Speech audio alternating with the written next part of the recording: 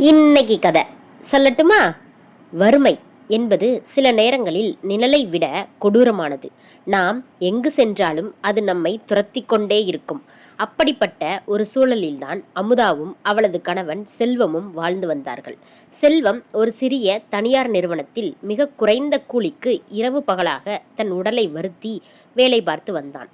அவன் வாங்கும் சம்பளம் சொற்ப வருமானம் அவர்கள் குடியிருக்கும் அந்த சிறிய வாடகை வீட்டுக்கும் அன்றாட வயிற்று பசிக்கும் கூட போதுமானதாக இல்லை.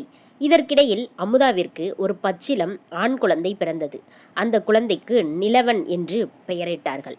கையில் போதிய பணம் இல்லாததால் குழந்தைக்கு நல்ல சத்தான உணவோ அல்லது பால் பவுடரோ வாங்க முடியாமல் அமுதா தவித்தாள். பசியால் குழந்தை அழும் போதெல்லாம் ஒரு தாயாக அவளது இதயம் சுக்குநூறாக உடைந்தது. குழந்தையை தனியாக விட்டுவிட்டு அவளால் எந்த வேலைக்கும் செல்ல முடியாத ஒரு நிர்பந்தம். ஒரு நாள் மாலை நேரம் வாசலில் நிலவனை மடியில் கிடத்தி கண்ணீர் மல்க ஏதோ சிந்தனையில் இருந்தாள் அமுதா.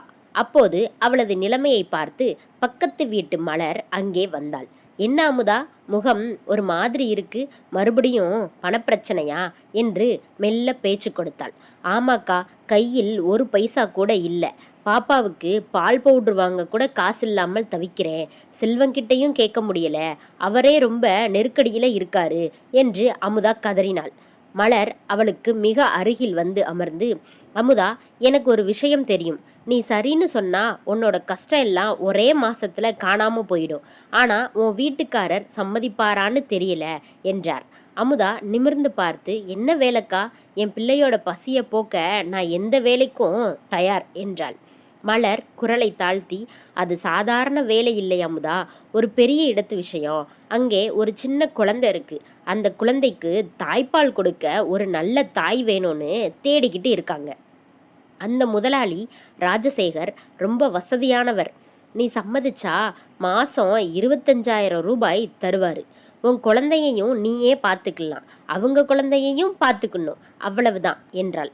அமுதா திகைத்து போனாள். என்னக்கா சொல்றீங்க? நான் எப்படி இன்னொரு குழந்தைக்கு என்று இழுத்தாள். யோசிக்காதே அமுதா, வறுமை வரும்போது கௌரவம் பார்த்தா வயிறு நிறையாது.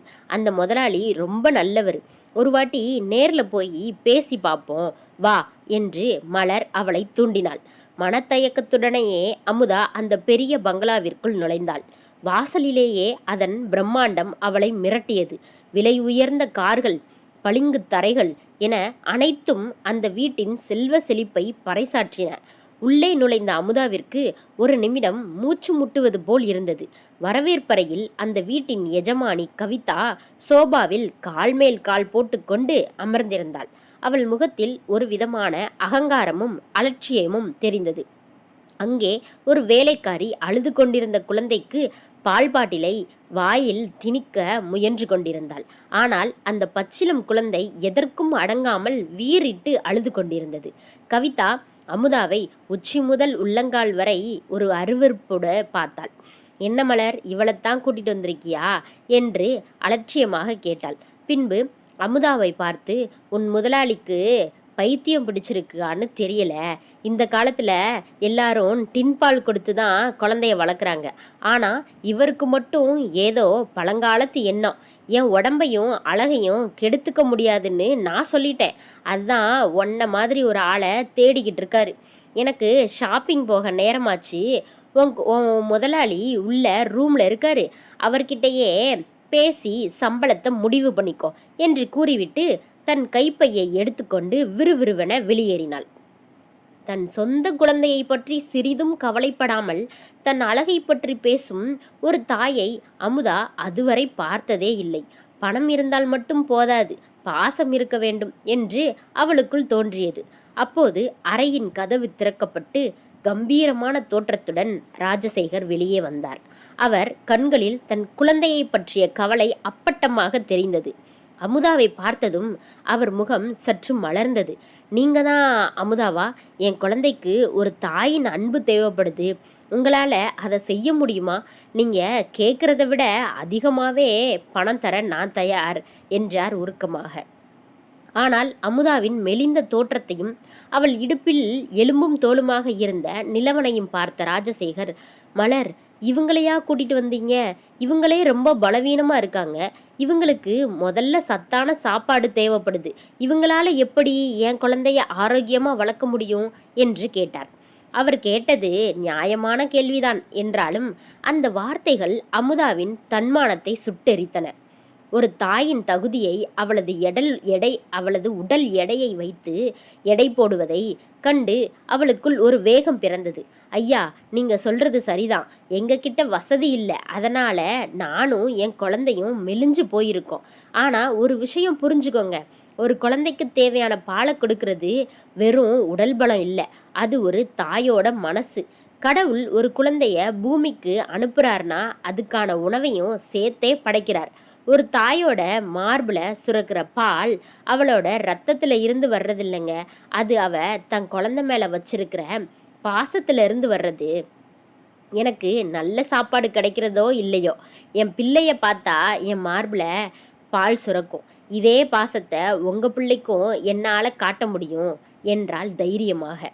அமுதாவின் இந்த தீர்க்கமான பேச்சை கேட்ட ராஜசேகரின் முகத்தில் ஆச்சரியம் கலந்த மரியாதை தெரிந்தது. "மன்னிச்சிடுங்க அமுதா, உங்க வார்த்தைகள் எனக்கு பெரிய நம்பிக்கையை கொடுக்குது. வசதி வாய்ப்பு எவ்வளவோ இருக்கு. வசதி வாய்ப்பு எவ்வளவோ இருக்கு. ஆனா என் குழந்தைக்கு தேவைப்படுற அந்த தாய்ப்பாசம் மட்டும் கிடைக்காம இருந்தது. நீங்க தயவு செஞ்சு இந்த குழந்தைக்கு பொறுப்பேத்துக்கோங்க. உங்களுக்கு மாதம் 30,000 சம்பளம் தரேன். இதுபோக உங்களுக்கும் உங்க குழந்தைக்கும் தேவையான சத்தான உணவுகள், மருத்துவ செலவு எல்லாத்தையும் நானே பார்த்துக்கிறேன்" என்று கூறி முன்பணத்தை கொடுத்தார். வீட்டுக்கு வந்ததும் தன் கணவன் செல்வத்திடம் அமுதா விவரம் கூறினாள். செல்வம் முதலில் கோவப்பட்டான். "ஊர் உலகம் என்ன பேசும் அமுதா?" என்றான். "உலகம் பேசுறத கேட்டா நம்ம பிள்ளை பசியில செத்துடுங்க. நம்ம குழந்தையோட எதிர்காலத்துக்காக இதை செய்ய விடுங்க" என்று அமுதா கெஞ்சினாள். வறுமையின் கொடுமை செல்வத்தை ஒப்புக்கொள்ள வைத்தது. மறுநாள் முதல் அமுதா வேலைக்கு பங்களா மறுநாள் முதல் அமுதா பங்களாவில் வேலைக்கு சேர்ந்தாள். அவளுக்கு என்று ஒரு தனி அறை ஒதுக்கப்பட்டது. அது ஒரு சொர்க்கம் போல இருந்தது. பசியால் கதறிய ராஜசேகரின் குழந்தையை அமுதா மெல்ல தூக்கி தன் மார்போடு அணைத்து கொண்டாள். அதுவரை பாட்டில் பாலில் இல்லாத ஒரு கதகதப்பை அந்த பிஞ்சு உணர்ந்தது. அமுதாவின் அரவணைப்பில் அந்த தாய்மையின் மனம் அழுகையை மெல்ல நிறுத்தியது. சிறிது நேரத்திலேயே குழந்தையை நிம்மதியாக பால் குடித்துவிட்டு அவள் மடியிலேயே உறங்கி போனது. அமுதா தன் சொந்த மகன் நிலவனை தரையில் ஒரு விரிப்பில் படுக்க வைத்தாள். விலையுயர்ந்த கட்டிலில் முதலாளி மகனை படுக்க வைத்தாள். ராஜசேகர் அவளுக்கு தினமும் ஆவி பறக்கும் பாலும் பழங்களும் கொடுத்து உபசரிக்கச் சொன்னார். வறுமையில் 2 சொட்டு பாலில் அதிக தண்ணீரை கலந்து குடித்த நாட்களை நினைத்து அமுதா கண்ணீர் வடித்தாள். ஆனால் அடுத்த சில நாட்களிலேயே அமுதா ஒரு விஷய நுட்பமாக கவனித்தாள். ஒவ்வொரு முறையும் அவள் குழந்தைக்கு பால் கொடுக்கும் போதோ அல்லது தொட்டிலில் இடும்போதோ ராஜசேகர் ஏதாவது ஒரு காரணத்தை சொல்லி அனுமதி இல்லாமல் அறைக்குள் நுழைந்தார். அவர் கேட்கும் கேள்விகளுக்கும் அவர் பார்க்கும் பார்வைக்கும் சம்பந்தமே இல்லாதது போல அமுதாவுக்கு தோன்றியது. அவரது கண்கள் அமுதாவை ஒருவித விசித்திரமான நோக்கில் ஊடுருவின. அவர் அறைக்குள் வரும்போதெல்லாம் அமுதாவிற்குள் ஒருவிதமான அசௌகரியம், அச்சமும் ஏற்பட்டது. தற்காப்புக்காக தன் சேலையை சரி செய்து கொண்டு தள்ளி நின்று கொள்வாள். 4 நாட்களாக பொறுத்து பார்த்த அமுதா ஒரு நாள் தன் மௌனத்தை உடைத்தாள். "ஐயா, நான் இங்க வேலைக்கு வந்தது உங்க குழந்தைய பார்த்துக்கத்தான். ஆனா நீங்க அடிக்கடி அனுமதி இல்லாம இந்த அறைக்குள்ள வர்றது எனக்கு சரியா படல. தயவு செஞ்சு இதை தவிர்த்திடுங்க" என்று உறுதியாக கூறினாள். அமுதாவின் பேச்சை கேட்ட ராஜசேகர் முகத்தில் கோபம் தெரிந்தது. அவர் ஒரு ஏளன சிரிப்புடன், "அமுதா, நான் ஏன் அடிக்கடி வர்றேன்னு தெரியுமா? நான் இவ்வளவு பணம் செலவு பண்றது என் குழந்தைக்காக. ஆனா நீ உன் சொந்த பையன் மேல காட்டுற அக்கறைய என் பையன் மேல காட்ட மாட்டியோன்னு எனக்கு ஒரு பயம் இருக்கு. அதான் பார்க்க வர்றேன்" என்றார் ஆத்திரத்துடன். ராஜசேகரின் இந்த வார்த்தைகள் அமுதாவின் இதயத்தில் ஈட்டியால் குத்துவது போல இருந்தது. அவளது வறுமையை சுட்டிக்காட்டி அவளது தாய்மையின் புனிதத்தையே அவர் சந்தேகப்பட்டார். அமுதா தன் நிலவனை இன்னும் பலமாக அணைத்து கொண்டாள். "என்ன நினைச்சீங்க ஐயா? நான் ஏழைதான். ஆனால் ஈனப்பிறவி கிடையாது. ஒரு தாயால் எப்படி ஒரு குழந்தைய பசியார விட்டுட்டு இன்னொரு குழந்தைக்கு மட்டும் வாரி வழங்க முடியும்னு நினைக்கிறீங்க? உங்களுக்கு என் மேலே நம்பிக்கை இல்லைன்னா உங்கள் பணமும் வேண்டாம், இந்த வேலையும் வேண்டாம் என்று ஆவேசமாக கூறிவிட்டு தன் மகனை தூக்கி கொண்டு அந்த பிரம்மாண்டமான பங்களாவிலிருந்து விறுவிறுவிறுவென வெளியேறினாள். ராஜசேகர் கூப்பிட்டும் அவள் திரும்பி பார்க்கவில்லை. வீட்டுக்கு திரும்பிய அமுதாவை வறுமை மீண்டும் வரவேற்றது.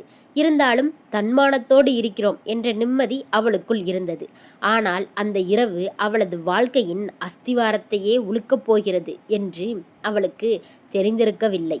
இரவு மணி 12 ஆகியும் வேலைக்கு சென்ற செல்வம் இன்னும் வீடு திரும்பவில்லை. அமுதா தவிப்புடன் வாசலுக்கும் உள்ளுக்குமாக நடந்து கொண்டிருந்தாள். அப்போது அவளது பழைய கைபேசி அலறியது.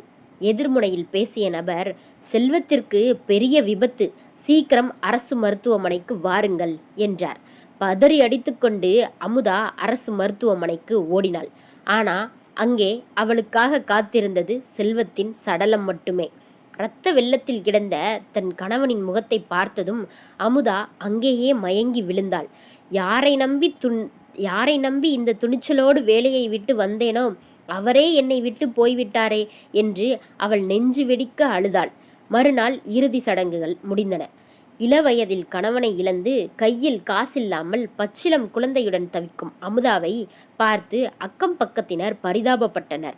அப்போது அந்த சிறிய சந்துக்குள் ஒரு விலையுயர்ந்த கார் நுழைந்தது. காரிலிருந்து இறங்கிய ராஜசேகர் நேராக அமுதாவின் வீட்டுக்குள் நுழைந்தார். அங்கிருந்த கூட்டத்தையும் அமுதாவின் கோலத்தையும் பார்த்தபோதே அவருக்கு விஷயம் புரிந்துவிட்டது. அவர் மெல்ல அமுதாவிடம் வந்து, அமுதா, நடந்ததையெல்லாம் கேள்விப்பட்டேன். நேற்று நான் உன்னிடம் அப்படி பேசி இருக்கக்கூடாது. உன் கணவரின் மறைவு ஈடு செய்ய முடியாதது. ஆனால் இந்த நிலையில் நீயும் உன் குழந்தையும் அனாதையாக இருப்பதை என்னால் பார்த்துக்கிட்டு சும்மா இருக்க முடியாது. என் பையன் நீ போனதுலேருந்து அழுதுகிட்டே இருக்கான். அவனுக்கு உன் மடியோட சூடு பழகிடுச்சு. என்னை மன்னிச்சிடு அமுதா, இப்போதே என்னுடன் வா என்றார் குற்ற உணர்ச்சியுடன். வறுமை, துக்கம், எதிர்காலத்தை பற்றிய பயம் இவற்றுக்கு இடையே அமுதா தன் மகனின் எதிர்காலத்திற்காக ஒரு முடிவெடுக்க வேண்டிய கட்டாயத்தில் நின்றார். ஒரு தாயாக அவளால் இன்னொரு குழந்தையின் தவிப்பையும் பார்க்க முடியவில்லை. அவள் மீண்டும் அந்த பங்களாவிற்குள் நுழைந்தாள்.